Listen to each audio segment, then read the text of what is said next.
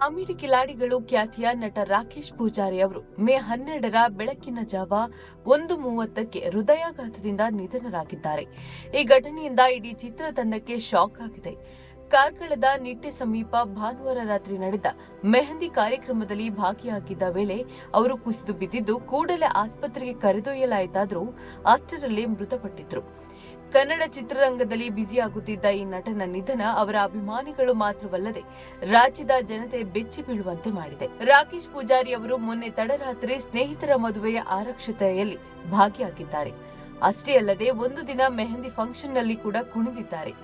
ನಿನ್ನೆ ರಾತ್ರಿಯವರೆಗೂ ಜನರ ಜೊತೆ ಆರಾಮವಾಗಿದ್ದ ರಾಕೇಶ್ ಸಡನ್ ಆಗಿ ಸುಸ್ತು ಆಗಿದೆ. ಹೀಗಾಗಿ ಅವರನ್ನ ಆಸ್ಪತ್ರೆಗೆ ಕರೆದುಕೊಂಡು ಹೋದ್ರೂ ಕೂಡ ಚಿಕಿತ್ಸೆ ಫಲಕಾರಿಯಾಗಿಲ್ಲ.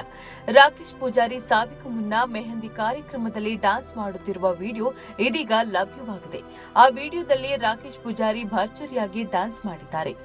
ಒಂದು ಗುಂಪಿನಲ್ಲಿ ಡ್ಯಾನ್ಸ್ ಮಾಡುತ್ತಿದ್ದ ರಾಕೇಶ್ ಪೂಜಾರಿ ಅವರನ್ನ ಮೈಕ್ನಲ್ಲಿ ಮುಂದೆ ಬನ್ನಿ, ನಿಮಗೆ ಅಭಿಮಾನಿಗಳು ಜಾಸ್ತಿ ಇದ್ದಾರೆ ಅಂತ ಹೇಳಲಾಗಿದೆ. ಆ ಕೂಡಲೇ ಸ್ನೇಹಿತರು ಅವರನ್ನ ಮುಂದೆ ತಳ್ಳಿ ಡ್ಯಾನ್ಸ್ ಮಾಡುವಂತೆ ಹೇಳಿದ್ದಾರೆ. ಇದಾದ ಬಳಿಕ ಲೋ ಬಿಪಿಯಿಂದ ಹೃದಯಾಘಾತ ಸಂಭವಿಸಿ ರಾಕೇಶ್ ಪೂಜಾರಿ ಅಗಲಿದ್ದಾರೆ. ರಾಕೇಶ್ ಪೂಜಾರಿ ಅವರ ಆಪ್ತರು ಹೇಳುವ ಪ್ರಕಾರ ಕಾಂತಾರ 2 ಸಿನಿಮಾದಲ್ಲಿ ಬ್ಯುಸಿಯಾಗಿರುವ ರಾಕೇಶ್ ಶೂಟಿಂಗ್ನಲ್ಲಿ ಭಾಗಿಯಾಗಿದ್ರು. ಬಳಿಕ ರಾತ್ರಿ ಸ್ನೇಹಿತರೊಬ್ಬರ ಮೆಹಂದಿ ಕಾರ್ಯಕ್ರಮದಲ್ಲಿ ಪಾಲ್ಗೊಂಡು ಎಂಜಾಯ್ ಮಾಡಿದ್ರು. ಬಹುಶಃ ರಾಕೇಶ್ ಈ ಮೆಹಂದಿ ಕಾರ್ಯಕ್ರಮದಲ್ಲಿ ಸಿಕ್ಕಾಪಟ್ಟೆ ಡ್ಯಾನ್ಸ್ ಮಾಡಿ ಅವರಿಗೆ ಲೋ ಬಿಪಿ ಉಂಟಾಗಿದೆ. ಬಳಿಕ ಹೃದಯಾಘಾತ ಸಂಭವಿಸಿ ನಿಧನ ಹೊಂದಿದ್ದಾರೆ ಎಂದು ಹೇಳಲಾಗ್ತಾ ಇದೆ. ಹಿಟ್ಲರ್ ಕಲ್ಯಾಣ ಧಾರಾವಾಹಿಯಲ್ಲಿ ಹೀರೋ ದಿಲೀಪ್ ರಾಜ್ ಅವರ ಪಿಎ ಪಾತ್ರದಲ್ಲಿ ನಟಿಸುತ್ತಿದ್ರು. ತೆರೆ ಮೇಲೆ ಬಂದರೆ ಸಾಕು ಅವರು ನಗುವಿನ ಹೊಳೆ ಹರಿಸ್ತಾ ಇದ್ರು.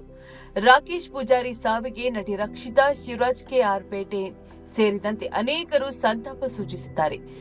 ರಾಕೇಶ್ ರ ಅನಿರೀಕ್ಷಿತ ಸಾವಿನಿಂದ ಕಿರುತೆರೆ ಇಂಡಸ್ಟ್ರಿ ಆಘಾತಕ್ಕೆ ಒಳಗಾಗಿದೆ.